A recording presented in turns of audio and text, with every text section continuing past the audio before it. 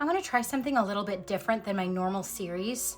I'm a landscape girly through and through, but every so often I get a hankering for painting really realistic flowers, which is normally not my style. But in this series, I'm going to show you my process for taking a reference photo of pretty detailed flowers. In this case, we're going to do a dahlia, and turning that into a painting. I recently went to a park in Seattle called Volunteer Park that has these amazing dahlia gardens, and I took so many pictures of these dahlias. They're so gorgeous, but this is my favorite picture that I took. It is just so beautiful, and I want to capture that. In this first video, I'm gonna show you kind of my general style for the petals. This type of painting is an exercise in observation. I can't do this type of painting if I am trying to paint a flower. I need to look at everything as shapes in order to paint realistic flowers. What do I want to focus in on? Let's do a couple of petals. I'm not the strongest drawer. I'm not the best at drawing, but I like to practice it. And right now I'm not trying to get everything perfect with the petal drawing, but I want to show you how I look at the petals and observe and make decisions based on that. So we're going to do this kind of wonky sideways petal. It's kind of coming down there, and let's do the petal right beside it. This is definitely one where it looks like nothing until it looks like something. So bear with me. Right now it looks like nothing.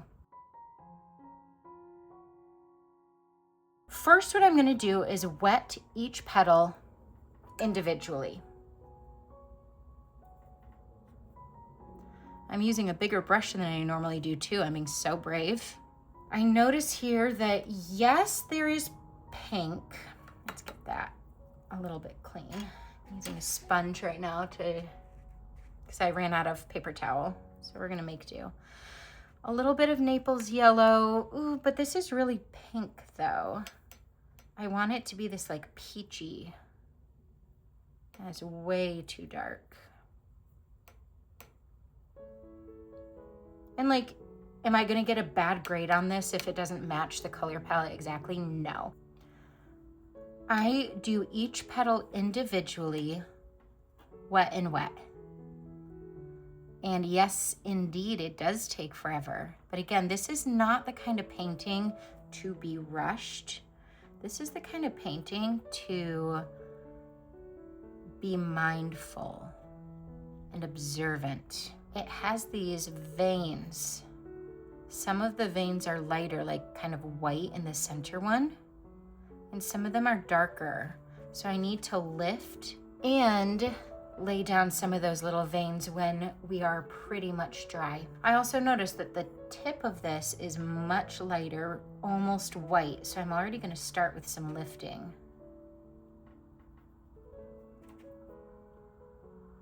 I got some hair from my cat. Oh, brother.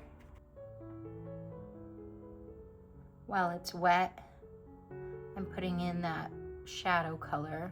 I like using purple for shadows. These are under other petals.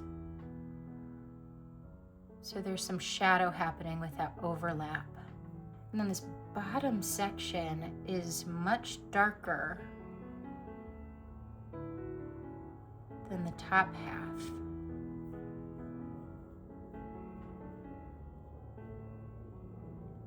I'm not trying to paint this petal. I'm trying to paint the shapes that I'm seeing. And you're gonna hear me say that a lot, but it's literally my #1 tip to you.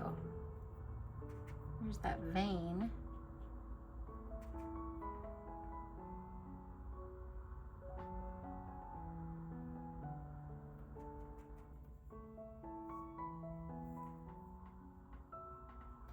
Through the shadows, we can show the bend and curve of the petal, but we have to be able to notice that.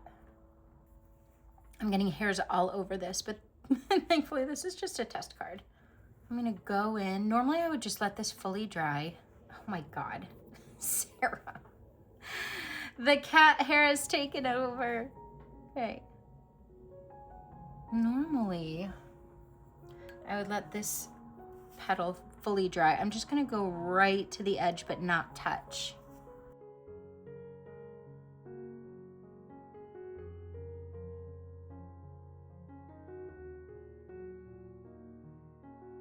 This petal is tucked under multiple, and so it's even darker. So I'm going in with more of the purple mixed into that pink.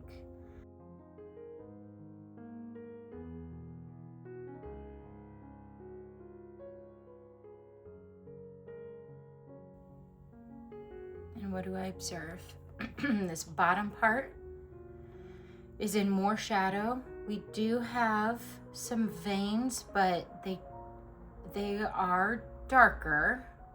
So down here is much darker. I think we do need to wait a little bit. We have a little bit more shadow here as well. And then this vein is kind of lighter, but it does have a darker shadow underneath.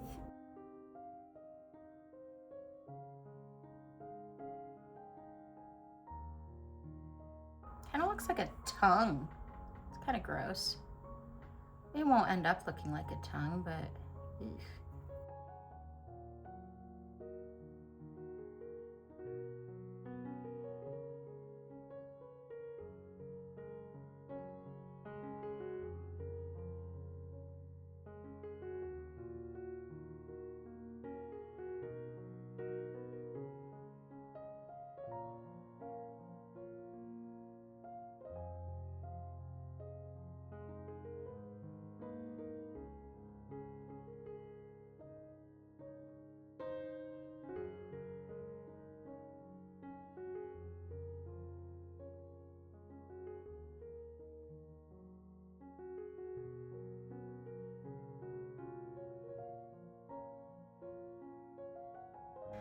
Ooh, that's some shadow.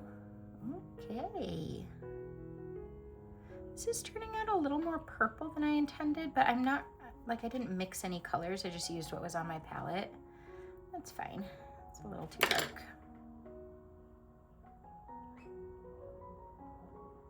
There's that vein, that shadow underneath. Now that this is pretty much dry, I'm gonna add in those veins. So this one comes right there.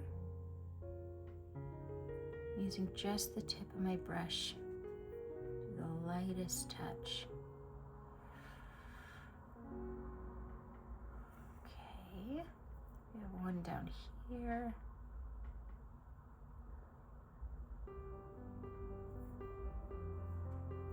And then it's like almost these little whispers. This one is like a little vein that has some shadow. Getting more hair on here. Is it worth it to have cats? Yes, it is, but it makes me mad. Just kidding, it's fine.